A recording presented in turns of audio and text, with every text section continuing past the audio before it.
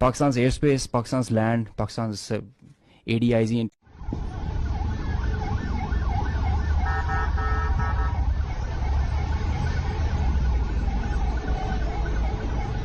कि जो मुलाकात मेज पर होनी थी अब मैदान जंग में होगी, दुश्मन के फौजी अड्डे। কি অদ্ভুত পরিস্থিতির মধ্যে আমরা আছি আপনারা একবার কল্পনা করুন। ভারতের সেনা বলছে এখনো অপারেশন সিন্দুর চলছে, আমাদের যেটা কাজ সেটা আমরা করে যাচ্ছি, কিন্তু আপনারা যেরকম মিস ইনফরমেশন ছড়াচ্ছেন, আনভেরিফাইড ইনফরমেশন দিচ্ছেন, যেরকম ভিডিও দিচ্ছেন সেগুলো করবেন না, সেগুলো থেকে দূরে থাকুন। ভারত সরকার, ভারতের সেনা চাইছে ভারতের মানুষ, ভারতের মিডিয়া, সোশ্যাল মিডিয়ায় কোন রকম আনভেরিফাইড কোনো খবর না দেখাতে।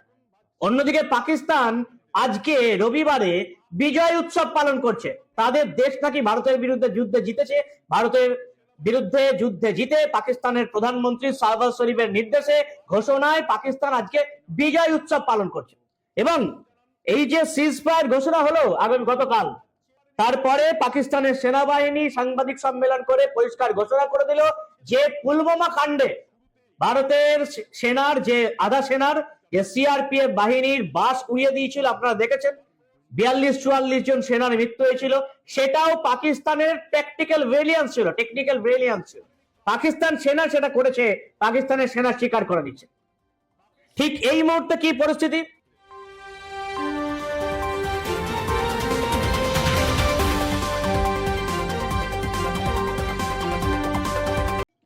এই মুহূর্তে যেটুকু পরিস্থিতি তাতে সবটাই ভারতের বিরুদ্ধে পজিটিভ। ভারত পাকিস্তানকে এমন শিক্ষা দিয়েছে যে তারপরে তাদের আর উঠে দাঁড়ানোর সময় নেই, সুযোগ নেই, এবং সেজন্যই সেনা এবং রাজনৈতিক নেতারা নিজেদের মুখ বাঁচাতে পাকিস্তানের মানুষকে মূর্খ প্রমাণ করার চেষ্টা করছে। কিন্তু যুগটা কিন্তু প্রচারের যুগ, প্রচারে যে এগিয়ে থাকবে সেই কিন্তু পৃথিবীর কাছে নিজের সত্য অসত্য সবকিছু প্রমাণ করে দেবে। ভারত কি প্রচারে এগিয়ে থাকতে পারছে? এই প্রতিবেদন শেষ অবধি দেখুন। আমি মানব, দ্য নিউজ বাংলায় আপনাদের স্বাগত জানাচ্ছি। ইন্ডিয়ান এয়ারফোর্স আমাদেরকে জানাচ্ছে সব ঘটনা আমরা ঘটাচ্ছি, ভারত যেটা চায় দেশের স্বার্থে সেটাই আমরা করছি, আপনারা শুধুমাত্র আনভেরিফাইড খবর দেখাবেন না বা সোশ্যাল মিডিয়ায় শেয়ার করবেন না। এবার বুঝতেই পাচ্ছেন সবটাই আনভেরিফাইড। পেশোয়ারে যদি পাকিস্তানের সামরিক ক্যাম্পে ইন্ডিয়ান এয়ারফোর্স বিস্ফোরণ ঘটায়, সেটার ভেরিফিকেশন কে করবে? প্রত্যেকে আমরা ভেরিফিকেশন।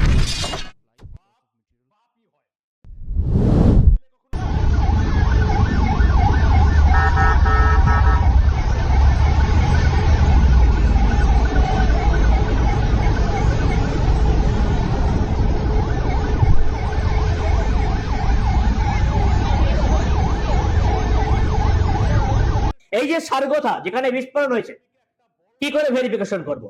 তারপর এই যে কিরানা পাহাড় যেটার ভিডিও আপনারা সোশ্যাল মিডিয়ায় দেখছেন, সেই কিরানা পাহাড়ে পাকিস্তানের নিউক্লিয়ার ভান্ডার আছে, সেই ভান্ডারের সামনে একেবারে গেটটাকে উড়িয়ে দিয়েছে ভারত, এবং পাকিস্তানকে এটা একটা সচেতন করা হয়েছে।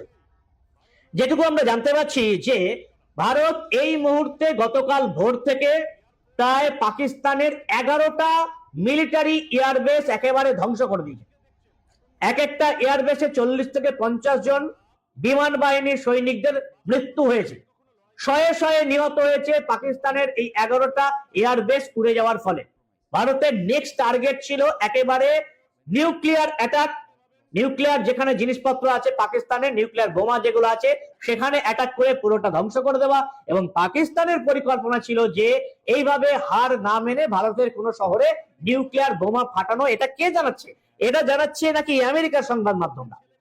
কতটা সত্য কতটা মিথ্যা জানি না, বিচারের ভার আপনাদের উপর রইল। ভারতের নিশানায় ছিল পাক পরমাণু ঘাঁটি, এবং পাকিস্তান সেটা বুঝতে পেরে তড়িঘড়ি আমেরিকার পায়ে ধরে, এবং আমেরিকার নির্দেশে পাকিস্তানের সেনা প্রধানরা ভারতবর্ষের সেনা প্রধানদের সঙ্গে যোগাযোগ করেন। যেমন এই পাকিস্তানের DGMO major general Kasim Abdullah ভারতের লেফটেন্যান্ট জেনারেল রাজীব ঘাইকে ফোন করেন। ভারতীয় সময় অনুযায়ী গতকাল 3:35 যুদ্ধবিরতির প্রস্তাব পাকিস্তান থেকে আসে, এবং আমেরিকার সঙ্গে কথা বলে ভারত এটা মেনেও নেয় এই যুদ্ধবিরতি একেবারে ভারত পাকিস্তানের মধ্যে আলোচনার বিষয় হয়েছে। 12ই মে এই নিয়ে আবার একটা বৈঠকের কথা ছিল, ভার্চুয়াল বৈঠকের কথা ছিল, সেখানে হয়তো ভারত কি কি শর্ত দেবে সেটা জানা যেত। কিন্তু আপাতত সেই মিটিং হবে কি হবে না আগামীকাল এখনো কিন্তু কোনো কনফার্মেশন নেই, কারণ পাকিস্তান এই সিজ ফায়ার ভায়োলেশন করেছে। গতকাল রাত 8টা 8:30টার পর থেকে একের পর মিসাইল এসছে, ড্রোন এসছে, যে সিজ ফায়ারটা পাকিস্তান ভায়োলেট করেছে, হাতে পায়ে ধরার পর তারা সিজ ফায়ার ভায়োলেশন করেছে। এটা হচ্ছে ভারতের অবস্থা। এবং শুধু সিজ ফায়ার ভায়োলেশন নয়, পাকিস্তান একেবারে যুদ্ধবিরতির প্রস্তাবে হ্যাঁ জানিয়ে আচমকা আক্রমণ করে। তাতে অবশ্য ভারতের খুব একটা ক্ষতি হয়নি। পাকিস্তানের এই যে ছবিটা আপনারা আমার কাছ থেকে শুনতে চাইছিলেন, এবং ইন্ডিয়ান এয়ারফোর্স বারণ করছে যে এই ছবিগুলো সার্কুলেশন করবেন না, তাই এগুলো দেখাতে চাইছি না। আপনারা প্রথম দিন দেখেছেন এই বাংলার প্রত্যেকটি মেইনস্ট্রিম মিডিয়া, সোশ্যাল মিডিয়া আমরা ভুল করেছিলাম করাচি বিমানবন্দরের ছবি দেখে, মনে আছে আপনাদের? সেগুলো কিন্তু পাকিস্তানের মিডিয়াতে শেয়ার হয়েছিল। পাকিস্তানের মিডিয়াতে আজও পেশোয়ারে ঘটনা ঘটেছে, সারগোথায় ঘটনা ঘটেছে, এবং এই যে ছবিটা আমার স্ক্রিন এখন দেখতে পাচ্ছেন এটা নাকি ঘটেছে এই পাকিস্তানের মুসাব বিমান ঘাঁটির সারগোথার কাছে পারমাণবিক অস্ত্র এবং প্রচলিত গোলা বারুদের জন্য একটি শক্তিশালী সামরিক সংরক্ষণাগার এই কিরনা হিল, যেখানে নাকি রহস্যজনক বিস্ফোরণ হয়েছে। এবং বিভিন্ন সূত্র, পাকিস্তানের সূত্র বলছে কিরনা হিলস এর নিউক্লিয়ার স্টোরেজে স্ট্রাইক করেছে ভারতের এয়ারফোর্স, কিন্তু আনভেরিফাইড। আদৌ হয়েছে কি হয়নি, কি হয়েছে, কোন অস্ত্র ফেলা হয়েছে, কিচ্ছু জানা নেই। ইন্ডিয়ান এয়ারফোর্স বারণ করছে যে এগুলো আপনারা শেয়ার করবেন না, আপনারা এগুলো সোশ্যাল মিডিয়া দেখতে পাচ্ছেন। এখন আমাদের ইন্ডিয়ান এয়ারফোর্স এবং ভারতের বিদেশ দপ্তর যতক্ষণ না নিজেরা সাংবাদিক সম্মেলন করে কনফার্ম করে ততদিন আমাদের অপেক্ষা করতে হবে। পাকিস্তান কিন্তু অপেক্ষা করেনি। পাকিস্তানের প্রধানমন্ত্রী শাহবাজ শরীফ, নওয়াজ শরীফের ভাই, সে কিন্তু আজকে ভারতের বিরুদ্ধে দেশ জুড়ে জয়ে আজকে উৎসব পালন করার ঘোষণা করে দিয়েছে। শাহবাজ শরীফ ঘোষণা করে দিয়েছে আজকে পাকিস্তানে দেশ জুড়ে পালন হচ্ছে ইয়ুম ই তাসাকুর। মানে ইয়ুম ই তাসাকুর একটা হচ্ছে উর্দু শব্দ, যেটার মানে হচ্ছে কৃতজ্ঞতার দিন বা ধন্যবাদ জানানোর দিন। যুদ্ধে সাফল্যের জন্য সেনাবাহিনীকে ধন্যবাদ জানাচ্ছেন, এবং পাকিস্তানে প্রধানমন্ত্রী ঘোষণা করে দিয়েছেন শাহবাজ শরীফ এবং সেনা প্রধানরা ঘোষণা করে দিয়েছেন আমরা জিতেছি, ভারত হেরে গেছে। সেই জন্য আজকে একেবারে উৎসব পালন হচ্ছে পাকিস্তানে। कि जो मुलाकात मेज पर होनी थी अब मैदान जंग में होगी। दुश्मन के फौजी अड्डे, असलहे के अंबार और एयर बेसेस देखते ही देखते सब खंडरात बन गए। उनके राफेल हमारे शाहीनों के निशाने पर आए और अल्लाह के फजल से फेल हो गए। हमारी ये कार्रवाई उस बोसीदा नजरिए के खिलाफ थी जो इंसान दुश्मनी, जारहियत, मजहबी जनून और तासुब पर कायम है। ये हमारी गैरत और असूलों की फतह है। हमने दुश्मन के साथ वही किया जो एक बावकार कौम को जेब देता है। যাদের 11টা এয়ারবেস ধ্বংস হয়ে গেল, যারা আমেরিকার হাতে পায়ে ধরে আমেরিকার নির্দেশে ভারতকে ফোন করে যুদ্ধ বিরতি চাইলো, তারা এখন দেশে জয়ের উৎসব পালন করছে। কি বলবেন এদের? কি বলবেন? এত মূর্খ এবং নোংরা মানুষ যে এই দুটো দেশে থাকে আপনারা ভাবতেও পারবেন না। একটা যদি পশ্চিমে থাকে জঙ্গির দেশ, একটা পূর্বে রয়েছে লুঙ্গির দেশ, দুটোই মূর্খ। প্রতিবেশী যদি এরকম হয় আপনি কি করবেন?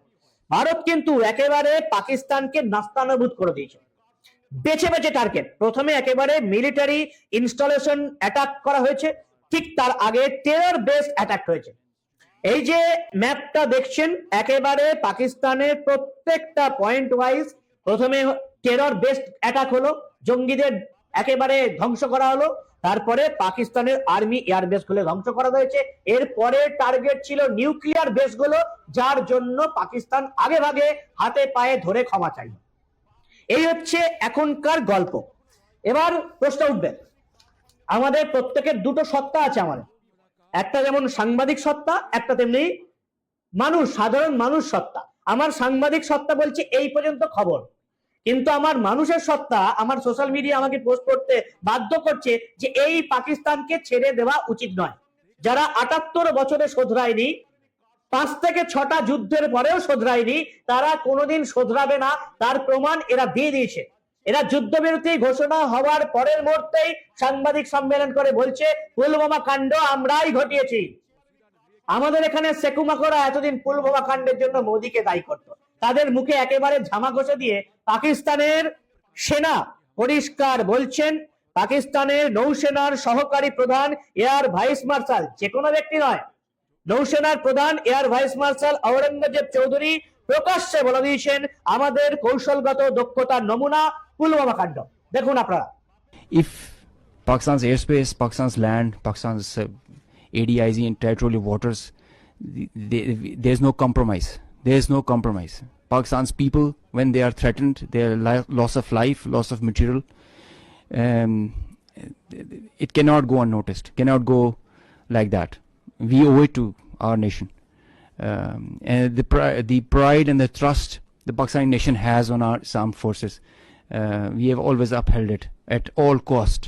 At all cost. We did try to tell them with our tactical brilliance in Pulwama. Now we showed them our operational prowess and strategic guile and guide, and I think they should take heed. This is the best we can. Aurangzeb Chowdhury পরিষ্কার বলছেন 2019 সালের 14ই ফেব্রুয়ারি যে আত্মঘাতী বিস্ফোরণ করা হয়েছিল জম্মু কাশ্মীরের পুলওয়ামাতে, প্রাণ হারিয়েছিলেন 40 থেকে 42 জন সেনা জওয়ান, যার দায়িত্ব নিয়েছিল জৈশ-ই মোহাম্মদ, সেটা আমরাই করিয়েছি, পাকিস্তানের সেনা স্বীকার করলো।